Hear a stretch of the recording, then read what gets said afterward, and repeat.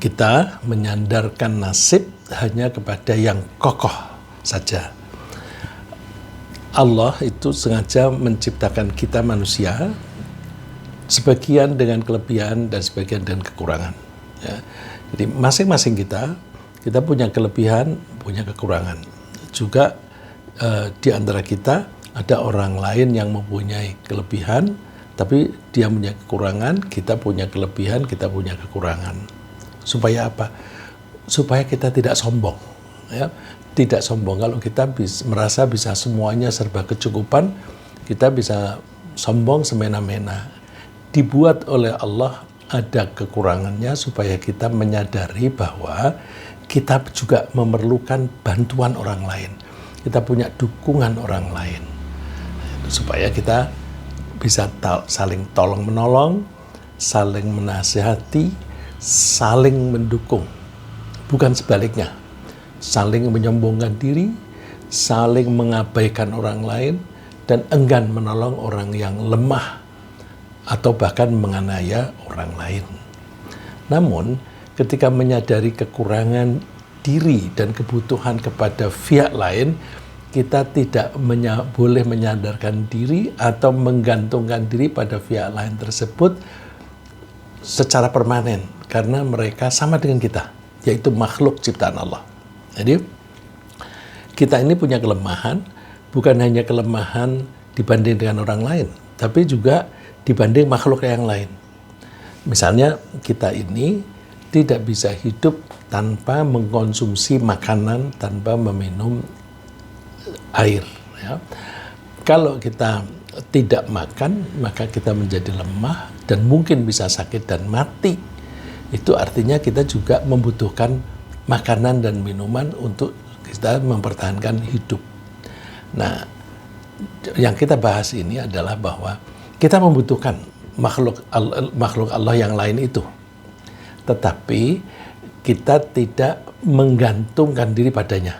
Jadi benda-benda itu atau orang-orang itu kita butuhkan, kita mengharapkan pertolongannya, kita menolong mereka kalau itu berupa manusia, tapi kita tidak lalu menggantungkan diri pada mereka. Kita menggantungkan diri itu kepada yang menciptakan semuanya. Ya, kita butuh makanan, kita menggantungkan diri yang membuat makanan itu, yang menciptakan makanan itu. Kita membutuhkan persaudaraan, berarti kita membutuhkan orang lain. Nah, kita membutuhkan mereka, tetapi menggantungkan diri kita kepada yang menciptakan manusia-manusia itu, dan seterusnya. Ya. Nah, oleh karena itu, kalau kita menggantungkan kepada yang inti daripada yang inti, atau core of the core, maka kita akan stabil.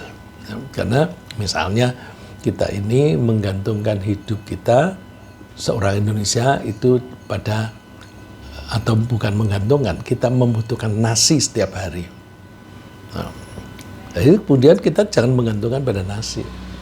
Kita menggantungkan pada Allah, karena Allah bisa mengganti, ya, bisa memberi substitute, ya, barang yang bisa menggantikan nasi. Kalau suatu saat, misalnya karena suatu sebab, karena bencana atau apapun, tidak ada beras, tidak ada nasi, nggak apa-apa, kita cari alternatif yang lain.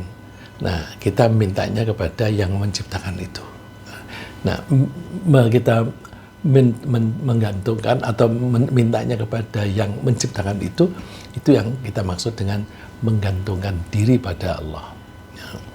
Nah, kita menyebut menggantungkan diri pada Allah itu nasib kita. Nasib itu bahasa Arab namanya bagian. Nasib. Ya. Nasib itu bagian, kita mendapatkan bagian itu dibagi-bagi. Siapa yang membagi? Allah. Maka kita menggantungkan diri kepada yang bagi, ya, yang membagi Allah. Bukan menggantungkan diri pada pemberian Allah, tapi kepada Allah yang memberi itu. Nah, jadi karena semua ciptaan Allah itu berasal dari tidak ada dan akan kembali menjadi tidak ada, maka kita tidak boleh menggantungkan diri pada mereka. Nah, semua ciptaan Allah itu pasti ada batasan umurnya. Allah memang menciptakan apapun itu dimulai dari tidak ada, nanti suatu saat akan menjadi tidak ada. Itu artinya bahwa semua yang diciptakan oleh Allah itu mempunyai masa hidup atau lifetime. Dalam bahasa Arab itu disebut ajal. Nah, ajal itu batasan seseorang atau sesuatu supaya masih tetap hidup atau tetap ada dan tetap berfungsi. Nah, kita dianjurkan untuk menyandarkan dan menggantungkan diri pada Allah saja, karena hanya Allah lah satu-satunya yang bisa mencipta dan bersedia memberikan apa saja hasil ciptaannya kepada kita. Dengan demikian, Allah adalah satu-satunya yang layak menjadi tempat bergantung. Tempat bergantung dalam tanda kutip ya, karena Allah itu bukan tempat. Ya. Jadi sebagai pihak yang kita harus bergantung padanya. Allah berfirman, yang insya Allah kita semua hafal, Allahus Samad. Allahus Samad artinya Allah adalah Tuhan yang kepadanya segala sesuatu itu bergantung. Jadi, siapapun, apapun, itu bergantung kepada Allah. Bagaimana tidak? Karena semuanya itu kan diciptakan oleh Allah. Dan semua itu diciptakan oleh Allah beserta karakter-karakternya dan kebutuhan-kebutuhannya.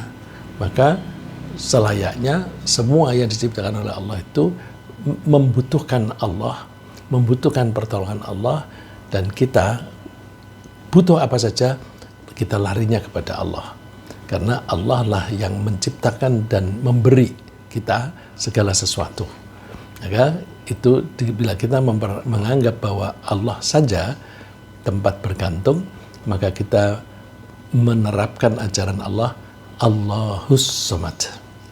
Tentu hanya Allah yang layak menjadi sandaran bagi makhluk-makhluknya, termasuk manusia. Karena Allah lah yang menciptakan dan sekaligus memiliki dan mengelola alam raya dan seisinya. Nah, Allah itu kalau menciptakan sesuatu, itu disertai dengan sistem atau mekanisme yang ada pada benda itu. Jadi, setiap benda mempunyai karakter sendiri-sendiri. Nah, karakter yang berbeda-beda itu saling menunjang antara makhluk satu dengan yang lain. Nah, yang menciptakan itu Allah, sehingga di dalam alam raya ini terjadilah keharmonisan, saling mendukung. Nah, karena Allah yang mengatur itu semuanya, maka kita menggantungkan diri kepada Allah. Kalau kita butuh apa-apa, kita rujukannya kepada Allah. Kenapa kita bersandar kepada Allah? Di samping Allah itu yang menciptakan dan mengatur, Allah itu juga tidak pernah lengah. Nggak pernah lengah satu detik pun. Bayangkan, kalau Allah lengah satu detik saja, maka planet-planet itu bisa tabrakan. Kita kalau sedang nyetir, ngantuk sebentar saja, itu bisa nabrak, gitu, bisa kecelakaan. Bagaimana Allah itu yang mengatur alam raya, yang semuanya bergerak. Kalau Allah itu lengah barang satu detik saja, hancur alam raya ini. Ya. Oleh karena itu, kita mengandalkan hidup kita kepada Allah yang tidak pernah lengah, tidak pernah ngantuk, dan tidak pernah tidur. Ini tertera dalam firman Allah yang insya Allah kita pada hafal. Ya, paling tidak sebagian besar dari kita hafal, yaitu satu ayat namanya ayat kursi. Disebut ayat kursi karena di dalam ayat itu ada penyebutan kursi. Allahu la ilaha illa huwal hayyul qayyum la ta'khudhuhu sinatun wa la naum lahu ma fis samawati wa ma fil ard. Allah adalah Tuhan yang tidak ada Tuhan selain Dia. Allah itu maha hidup. Tidak mungkin Allah bisa mengatur kalau tidak hidup. Ya. Al-Hayyu, maha hidup. Al-Qayyum, dan Allah itu mandiri dan bisa membuat orang mandiri dengan keterbatasan. Jadi Al-Qayyum itu Allah itu berdiri dengan sendirinya, tidak butuh bantuan orang lain. La ta'khudhuhu sinatun wala naum. Allah itu tidak tertimpa ngantuk atau apalagi tidur. Enggak. Allah memiliki semua yang ada di langit dan semua yang di bumi. Oleh karena itu, Allah lah yang memiliki kemampuan untuk menolong. Kita butuh makan, kita ditolong oleh Allah dengan Allah memproduksi atau menyebabkan tanaman itu tumbuh dan kita makan dan sebagainya. Nah, karena Allah yang memiliki segala sesuatu, Allah yang bisa menolong, tapi Allah memberi kemampuan makhluk-makhluknya untuk memberikan pertolongan juga. Cuma makhluknya bila mau memberi pertolongan itu harus mendapatkan otoritas dari Allah.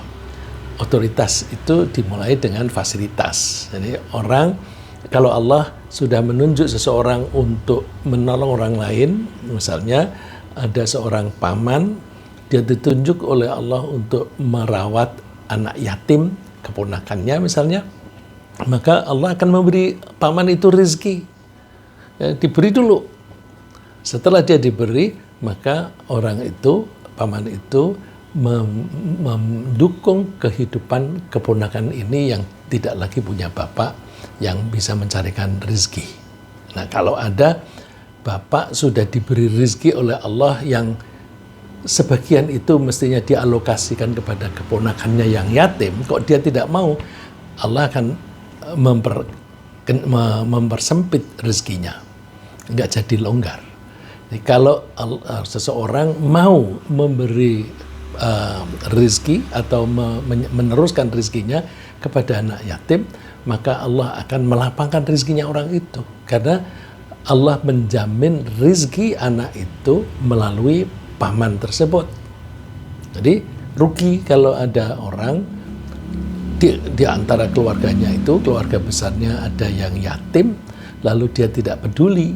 Kalau dia tidak peduli berarti dia tidak mau menjadi penyalur rezekinya Allah kepada anak itu. Menjadi penyalur kan enak, karena menjadi penyalur itu nanti Allah akan memberinya dalam jumlah yang berlebih. Jangan dikaitkan dengan pejabat. Ya. Pejabat ini seringkali diberi wewenang untuk meneruskan anggaran pemerintah untuk kepentingan rakyat. Jadi pejabat ini menjadi penyalur. Tapi banyak di antara pejabat ini tidak menyalurkan seluruhnya. Sebenarnya yang akan disalurkan itu ada 10, tapi dia menyalurkan hanya 5 misalnya. Yang 5 diambil sendiri. Nah, itu namanya korupsi.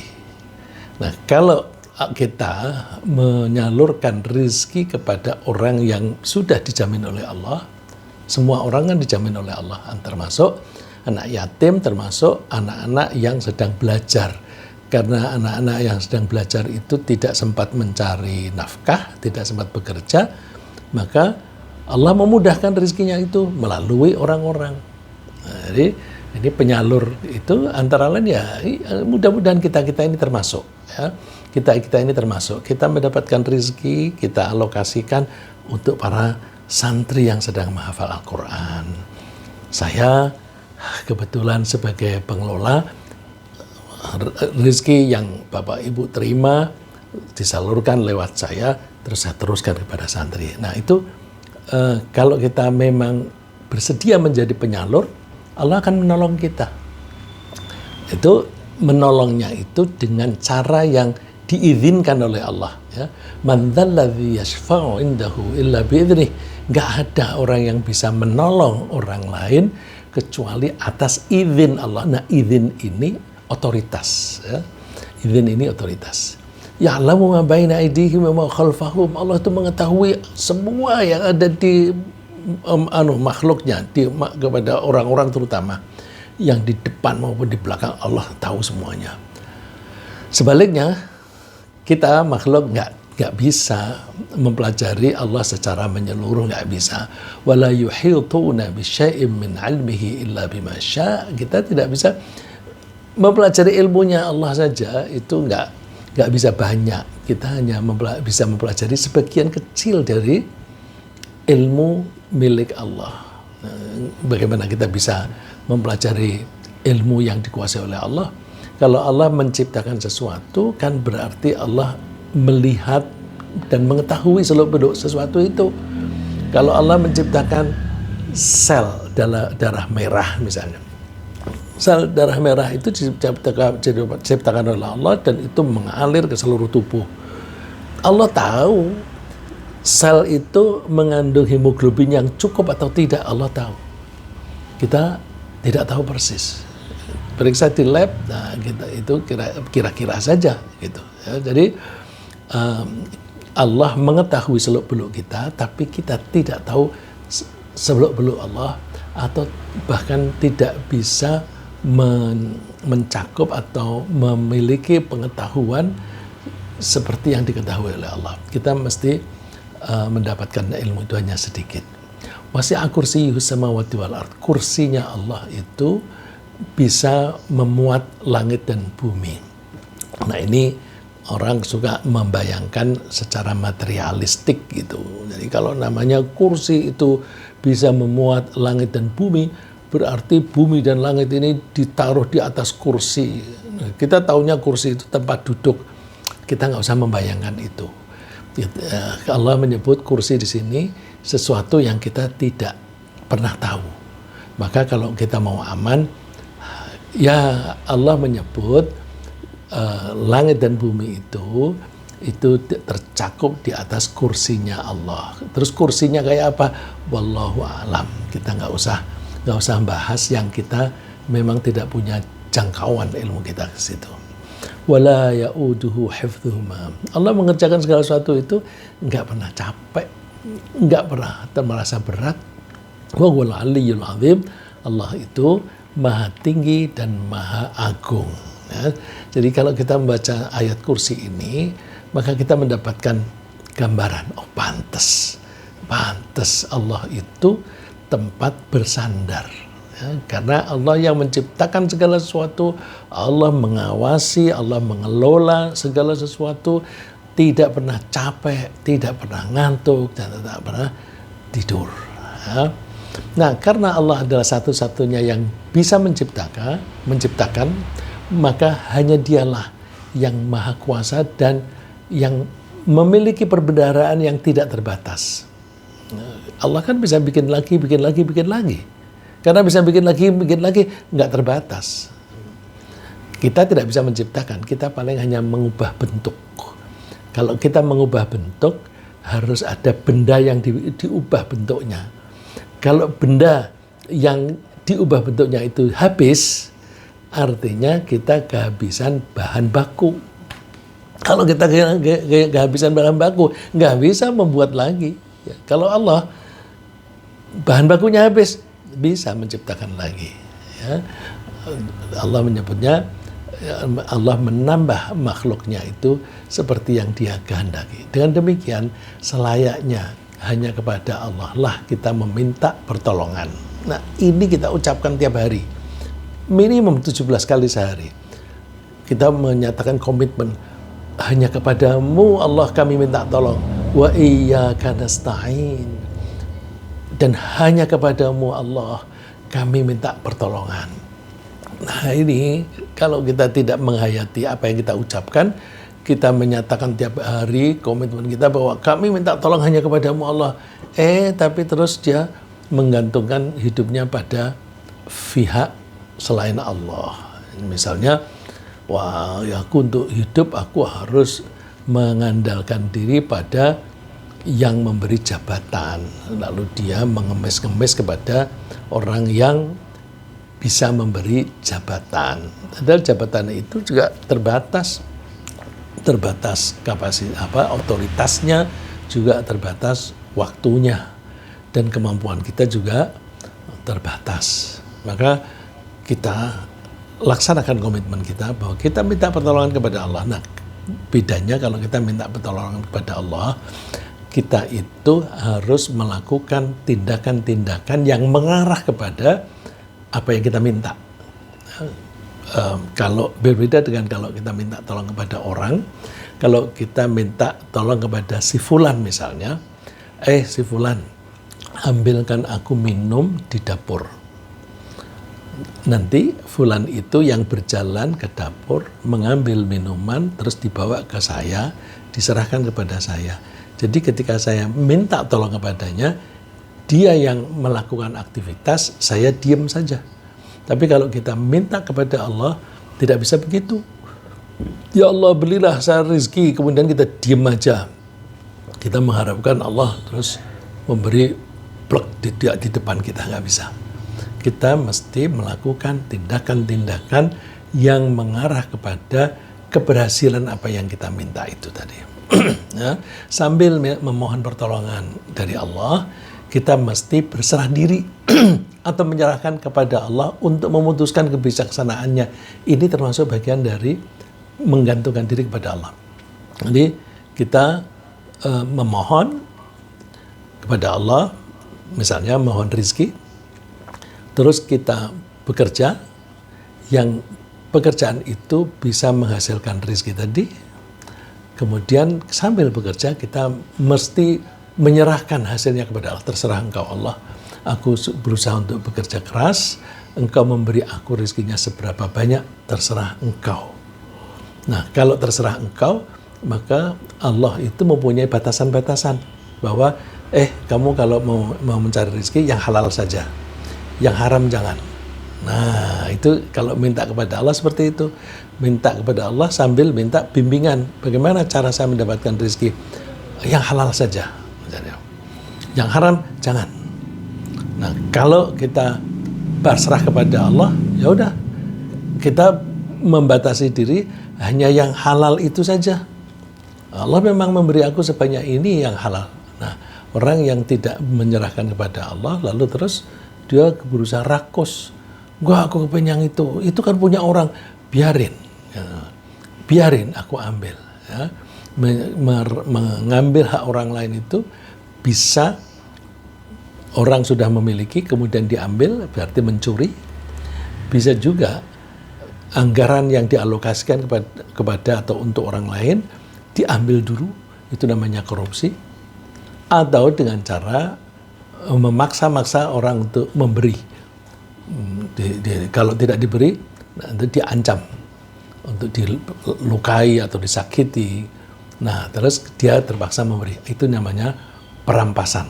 Ya, perampasan. Jadi kita hindari yang haram, antara lain yang melalui korupsi, melalui pencurian, atau melalui pemerasan.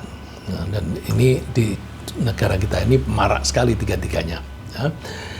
Kita tidak boleh memohon kepada Allah sambil mendikte Allah. Jadi minta, ya Allah berilah saya rezeki yang banyak. Ya Allah saya kepengen rumah yang itu, berikanlah rumah itu kepada saya. Oh, itu terlalu mendikte. Ya, kalau minta itu, ya Allah saya memohon diberi tempat tinggal. Terus kita serahkan kepada Allah. Tempat tinggal yang mana? Nah, itu ini termasuk berserah diri atau menyandarkan kepada Allah. Jadi kita tidak boleh memohon atau berdoa sambil mendikte Allah agar Allah melakukan sesuatu yang kita inginkan. Kita tidak boleh memohon sambil memaksa Allah menuruti keinginan kita. Kita memohon, tapi sambil memohon itu kita menyerahkan keputusannya kepada Allah. Berserah diri dan menyerahkan segala keputusan kepada Allah semacam ini, itu merupakan persyaratan bagi orang mukmin. Jadi menyerahkan hasilnya kayak seperti apapun, terserah Allah, itu namanya tawakal. Ya. Tawakal itu termasuk persyaratan seorang mukmin, karena orang yang bertawakal itu sama dengan berserah diri atau bersandar kepada Allah Subhanahu wa Ta'ala. Ada pesan yang disampaikan oleh Nabi Musa. Tentu Nabi Musa itu karena Nabi, pesannya itu juga wahyu dari Allah. Nah, wahyu dari Allah kepada Nabi Musa disampaikan kepada umatnya. Pesan itu dicantumkan di dalam Al-Quran, berarti itu benar adanya. Wa qala Musa ya qaumi in kuntum amantum billahi fa'alaihi tawakkalu in kuntum muslimin. Nabi Musa berkata, hai kaumku, kalau kamu memang betul-betul beriman kepada Allah, maka kalian bertawakal hanya kepada Allah. Kalau kamu memang betul-betul Muslim. Coba, kalaunya ini ada dua. Kalau kamu memang betul-betul mukmin, kalau kamu memang betul-betul Muslim, maka kamu bertawakal atau berserah diri hanya kepada Allah saja. Tidak boleh kepada yang lain. Mendua nggak boleh. Harus hanya kepada Allah saja. Nah, kalau kepada Allah saja seperti yang saya katakan tadi, mesti kita mengikuti tata cara yang ditentukan oleh Allah. Ketika memohon kepada Allah, kita juga jangan mendikte, karena yang mempunyai kehendak, yang mempunyai kekuasaan itu Allah. Ya, saya pernah memberikan contoh, misalnya kita mencuci pakaian. Tuhan, saya sedang mencuci pakaian. Saya ingin pakaian saya ini cepat kering, maka jangan turunkan hujan. Maka berilah kami terik matahari yang kuat supaya pakaianku kering. Nah, ini kayak mendikte. Ini mendikte karena Allah itu mempunyai kebijaksanaan akan menurunkan hujan atau tidak. Karena Allah dengan kebijaksanaannya itu sudah membuat perhitungan. Curahan hujan harus aku berikan sekian banyak, waktunya sekian, supaya daerah itu subur, supaya para petani ketika menanam padi misalnya biar tumbuh dengan baik. Penanam padi mengharapkan ada hujan, ini ada orang yang mencuci pakaian mengharapkan tidak hujan. Wah, ini kan dilihat dari sesama manusia saja, dia nggak toleransi kepada temannya yang sedang membutuhkan air. Mentang-mentang dia cuci pakaian, dia mengharapkan Allah menuruti dia. Nggak usah. Jadi mintanya, ya Allah, saya sedang saya sedang mencuci pakaian, izinkanlah pakaian saya ini nanti kering. Soal bagaimana cara keringnya terserah kepada Allah. Ya, kan bisa saja Allah mengeringkan pakaian itu dengan cara diberi sinar matahari, bisa dengan cara diberi angin yang menguapkan basahnya pakaian itu. Ya, jadi jangan kita mendikte Allah ketika kita memohon kepadanya. Kalau kita mendikte, berarti kita bukan berserah diri, bukan bersandar kepada Allah. Bila kita betul-betul tunduk patuh, berserah diri dan memohon apapun hanya kepada Allah, maka kita bisa dikatakan sebagai memegang teguh tali Allah. Jadi kalau tadi kita katakan pada pertambahan topik kita bahwa kita bersandar kepada Allah yang stabil atau yang kokoh, maka caranya adalah tunduk patuh kepadanya, berserah diri, dan memohon bantuan kepada Allah. Ya. Itulah yang dikatakan bersandar kepada Allah, dan Allah itu yang kokoh, yang stabil. Coba kita baca firman Allah, wa may yuslim wajahu ilallahi wa huwa muhsinun faqad istamsaka bil urwatil wuthqa wa ilallahi aqibatul umur.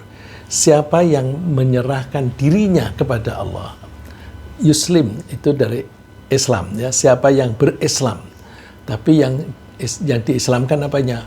Dirinya. Ini artinya kita berserah diri kepada Allah, menyerahkan diri kita kepada Allah. Menyerahkan diri kepada Allah itu gimana? Kita melakukan apapun hanya dalam rangka menuruti apa maunya Allah.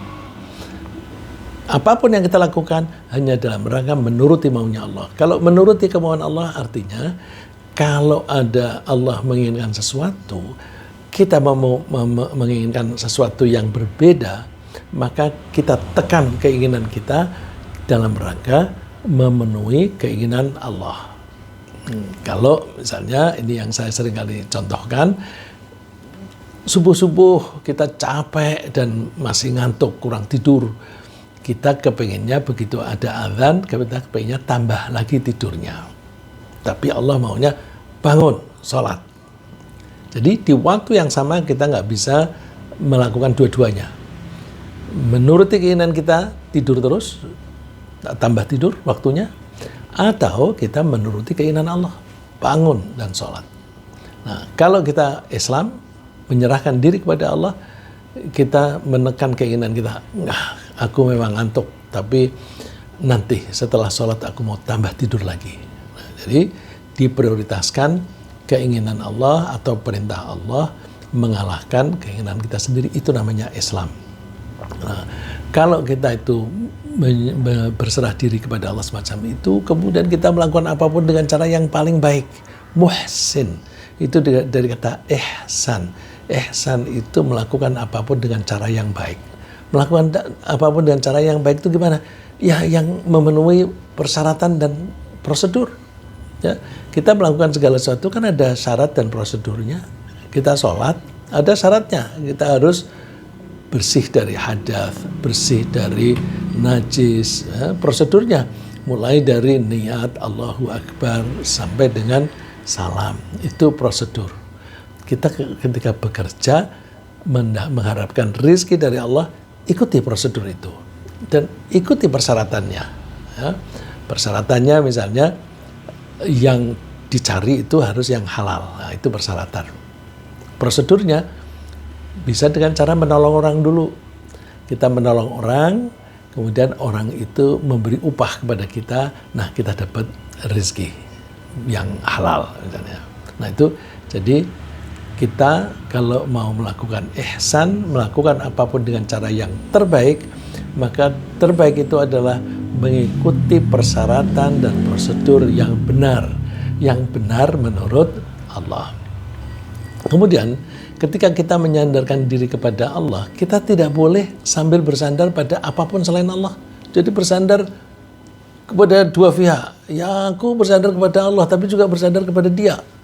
Ini kalau zaman dulu kan ada orang, misalnya zaman dulu ya, ketika yang berkuasa itu Golkar, lalu terus pegawai negeri itu harus memilih Golkar. Kalau kita tanya, Bapak mau milih apa nanti? Nah, saya kan rezeki saya dari Golkar, maka saya yang memilih Golkar lah. Nah, itu namanya dia bersandar kepada selain Allah. Nah, kalau bersandar kepada Allah, ambil keputusan yang menurut Allah itu sebaiknya apa. Ya. Kalau misalnya, ini kita tidak membahas apakah pilihan Golkar itu baik atau buruk. Kalau memang pilihan Golkar itu sejalan dengan apa yang dikehendaki oleh Allah, pilih. Tapi kalau seandainya tidak sejalan, ya jangan pilih. Gitu. Ya. Jadi bersandar itu jangan ganda. Karena kalau kita ganda, maka kita akan kebingungan sendiri karena kita maunya dua-duanya bisa tercakup, padahal tidak selalu bisa begitu. Ya. Nah, bersandar harus hanya kepada satu pihak saja, yaitu Allah. فَمَنْ يَكْفُرْ بِالطَّاغُوتِ وَيُؤْمِنْ بِاللَّهِ فَقَدِ اسْتَمْسَكَ بِالْعُرْوَةِ الْوُثْقَى. Di sini poin yang kita pegang adalah فَقَدِ اسْتَمْسَكَ بِالْعُرْوَةِ الْوُثْقَى. Orang itu telah berpegang teguh pada buhul atau ikatan tali atau night gitu ya. Itu night atau knitting. Itu kita pegang teguh pada ikatan tali yang kokoh. Nah, disebutkan di sini harus hanya pada satu, kepada Allah dan meninggalkan yang lain. Yang lain itu karena memalingkan dari Allah, maka disebut setan. Atau di ayat ini disebut taghut. Nah, kalau mau berpegang teguh, beriman hanya kepada Allah, singkirkan keimanan atau kepercayaan kepada taghut. Orang seringkali mengatakan setan-setan itu. Nah, lan fisamalaha, talinya Allah itu tidak ada keretakan, pasti kuat. Wallahu sami'un alim. Allah itu maha mendengar dan maha mengetahui. Dalam hal pertolongan, ada dua macam pertolongan yang kita minta dari Allah, yaitu pertolongan dalam bentuk penciptaan suatu benda atau kejadian. Ya, penciptaan Allah itu bisa berupa benda, bisa berupa suatu kejadian, peristiwa. yang kita sama sekali tidak bisa ikut andil dalam mewujudkannya. Dan ada yang kita harus ikut andil dalam mewujudkannya. Begini, kalau kita itu memohon kepada Allah, kita lihat yang kita mohonkan itu kita bisa ikut berpartisipasi apa enggak. Kalau kita bisa berpartisipasi, kita ikut andil di situ. Tapi kalau kita tidak bisa, ya sudah, kita mohon saja kepada Allah. Ya, saya ulang, ketika kita memohon pertolongan Allah agar terjadi sesuatu yang kita tidak bisa berbuat apa-apa, maka kita berdoa dengan cara mengakui kesalahan sendiri dan memuji Allah dan mendekatkan diri kepadanya. Gini, kalau hujan ya, kita mengharapkan hujan kalau misalnya tanaman kita ini pada kering, maka kita ingin ada curahan hujan.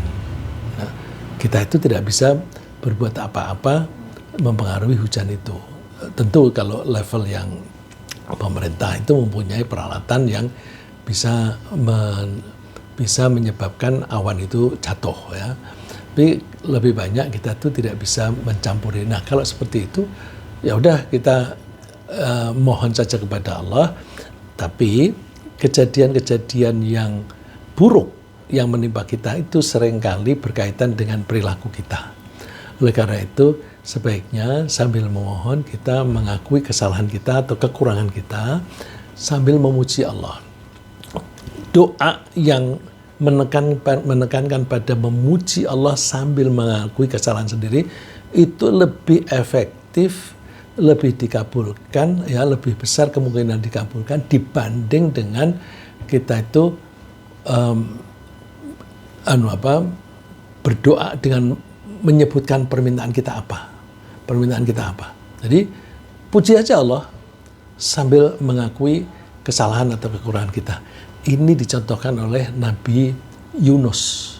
Nabi Yunus ketika berada di dalam perut ikan yang besar, dia nggak bisa apa-apa. Karena dia nggak bisa apa-apa, ya udah, aku tidak bisa mengusahakan apapun. Tapi mohonnya kepada Allah. Nah, cara dia mohon kepada Allah, coba kita perhatikan. Ketika وَذَنُّونِ إِذْ ذَهَبَ مُغَاضِبًا فَظَنَّ أَن لَّن نَّقْدِرَ عَلَيْهِ فَنَادَىٰ فِي الظُّلُمَاتِ أَن لَّا إِلَٰهَ إِلَّا أَنتَ سُبْحَانَكَ إِنِّي كُنتُ مِنَ الظَّالِمِينَ. Yang diucapkan oleh Nabi Yunus itu La ilaha illa anta subhanaka inni kuntu minadh dhalimin. Enggak ada permintaannya di situ. La ilaha illa anta, tidak ada Tuhan kecuali Engkau. Subhanak, maha suci Engkau. Inni kuntu minadh dhalimin. Saya ini memang termasuk orang yang zalim. Ya, dia mengakui dia zalim karena dia putus asa dalam berdakwah. Orang-orang ini pada bandel, tidak ada yang menurut kepada saya, tidak ada yang mau beriman. Terus dia pergi oleh Allah, nggak boleh, kamu balik lagi. Nah, terus Allah membuat skenario. Ya, jadi peristiwa-peristiwa itu kan tidak lepas dari skenario Allah. Allah buat skenario supaya dia kembali lagi. Nah, dia naik kapal, terus kasih ombak, lalu terus dia dicemplungin ke laut, ditangkap ikan. Nah, ikan itu ya yang membawa dia minggir. Nah, lahiriahnya Nabi Yunus berdoa. Doanya itu puji-puji Allah tanpa menyebut permintaannya apa. La ilaha illa anta subhanaka inni kuntu minadh dhalimin. Terus oleh Allah dibawa ke tepi oleh ikannya itu, terus dimuntahkan ke pantai. Dia dalam keadaan sakit di situ karena pernafasannya terganggu, terus dia hidup kembali. Ya, tapi itu memang skenario Allah. Dengan dia ditelan ikan dan dia kembali lagi masih hidup, itu kan mukjizat. Nah, mukjizat kejadian itu membuat orang-orang lalu percaya bahwa dia memang betul-betul nabi. Karena orang-orang itu lalu menjadi percaya. Lalu orang-orang di daerahnya itu semua pada beriman kepada dia. Padahal Allah itu sudah merencanakan kalau orang-orang ini tidak mau beriman akan dihancurkan itu. Tapi karena sepulangnya Nabi Yunus, mereka lalu beriman, tidak jadi mereka itu diberi bencana. Ya. Tetapi dalam banyak hal, ketika kita memohon pertolongan kepada Allah, kita harus ikut andil dalam usaha mewujudkan pertolongan tersebut. Jadi misalnya yang paling gampang itu memohon rezeki. Ya kita mesti melakukan tindakan-tindakan yang bisa menyebabkan datangnya rezeki.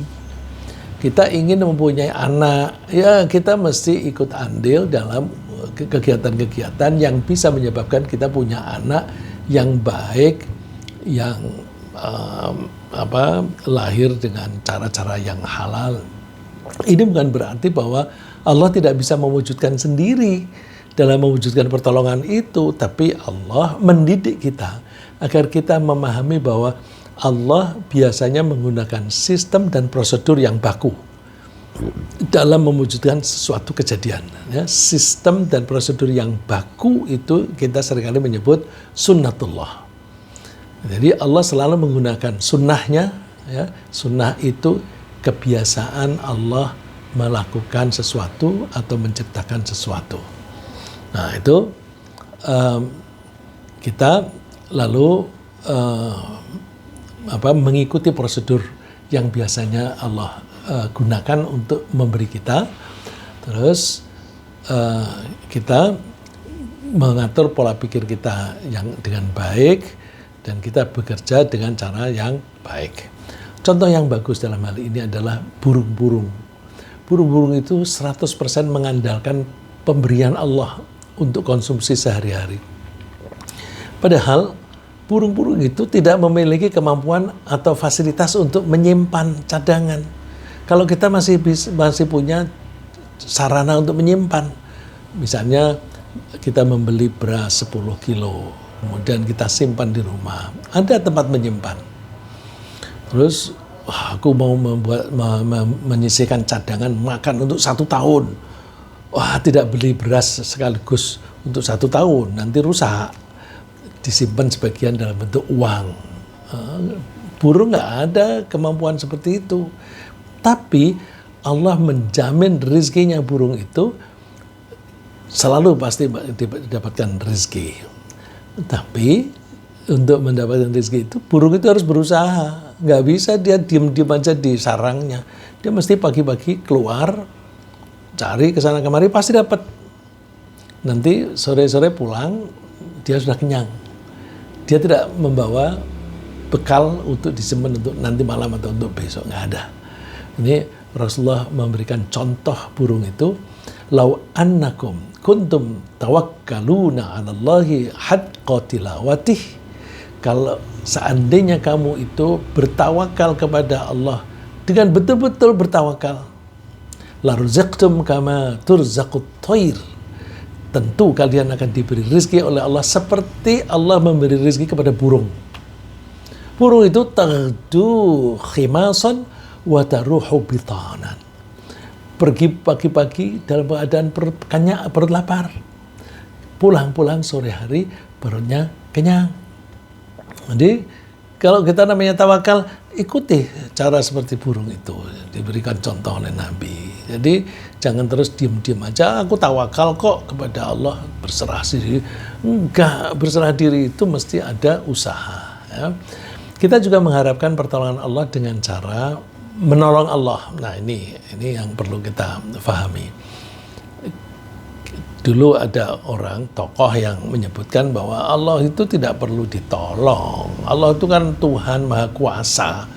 Jadi nggak perlu ditolong. Orang itu menafikan ayat-ayat Quran. Di Al-Quran itu ada anjuran supaya kita menolong Allah.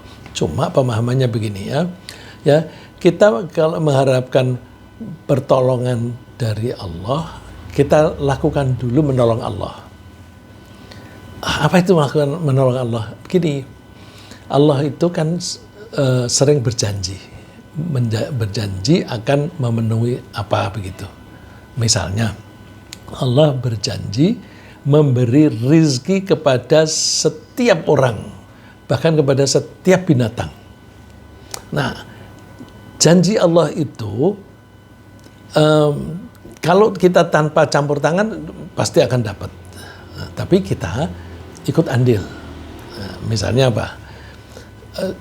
Ada hal-hal yang kita tidak bisa ikut campur, yaitu ketika bayi di dalam kandungan. Nggak bisa kita ikut campur dalam bentuk misalnya kita suapin, nggak bisa. Karena ada di dalam dan belum bisa mengunyah dan sebagainya. Nah, kalau kita belum ada kemampuan seperti itu, Allah menjamin dengan cara dikasih makanan cadangan berupa plasenta.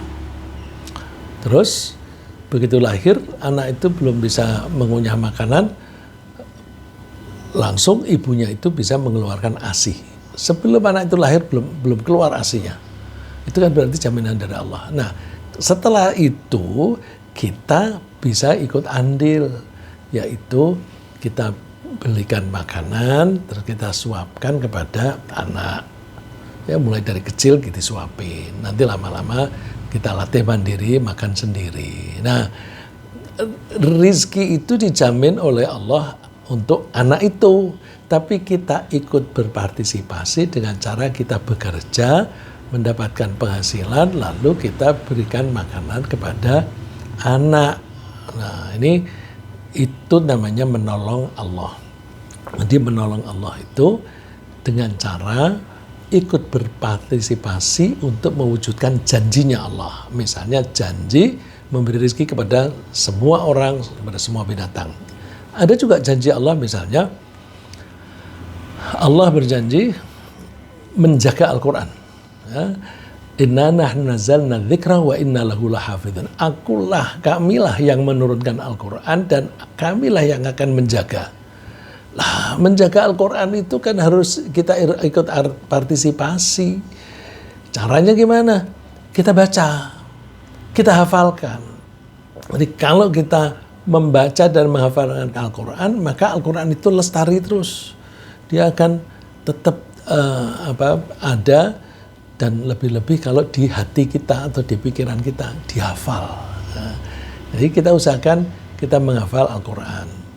Nah, kalau kita tidak mampu menghafal sendiri, ya kita suruh anak-anak kita untuk menghafal. Difasilitasi anak itu. Fasilitasi, didorong, dimotivasi supaya mau menghafal Al-Quran. Terus dikasih kecukupan rezekinya anak itu.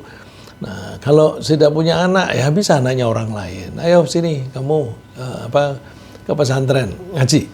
Nah, terus makannya gimana? Nggak usah mikirin makan kamu. Udah, makan itu urusan kami, misalnya begitu. Ya. Jadi ketika Allah itu menjanjikan sesuatu, kita ikut berpartisipasi dalam mewujudkan janji itu.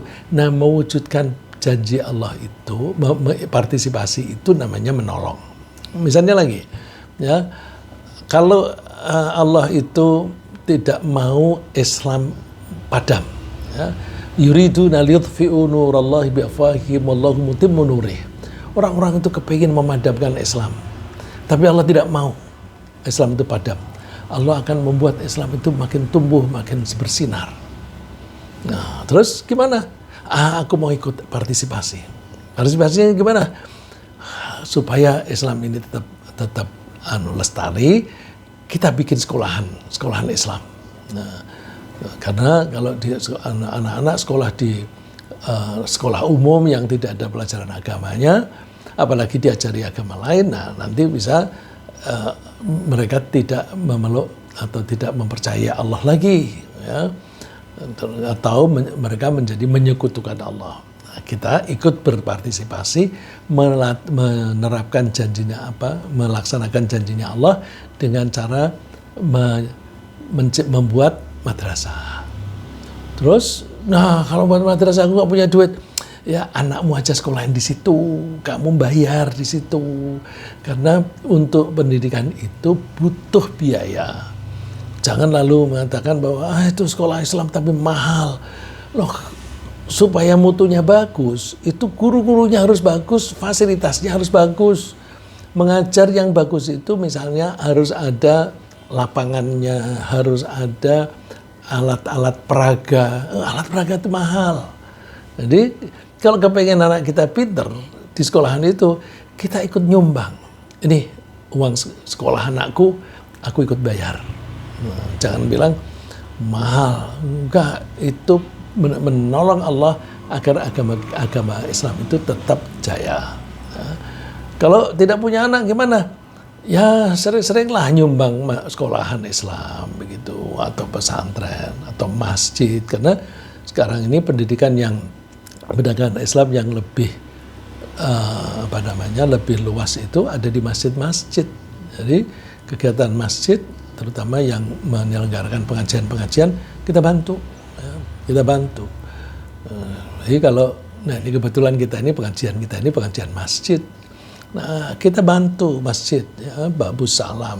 Silakan kalau Bapak Ibu kalau mau membantu, kirimkan ke rekening Babu Salam. Babu Salam itu di samping memberikan pengajian-pengajian seperti ini, juga membiayai pendidikan anak-anak yatim, anak-anaknya orang-orang miskin, sampai ratusan anak. Nah, itu berarti ikut menolong Allah di dalam merealisasikan janjinya agama Islam itu akan tetap tumbuh. Ya. Allah menjanjikan, ya ayyuhalladzina amanu in tansurullaha yansurkum wa yutsabbit aqdamakum. Hai orang yang beriman, kalau kamu mau menolong Allah, Allah pasti akan menolong kamu dan Allah akan meneguhkan kedudukanmu. Meneguhkan kedudukan, ya, kalau Islam ini menjadi mayoritas kan kita tidak dikuyok-kuyok. Ya, sekarang ini orang Islam yang Islam benar itu minoritas.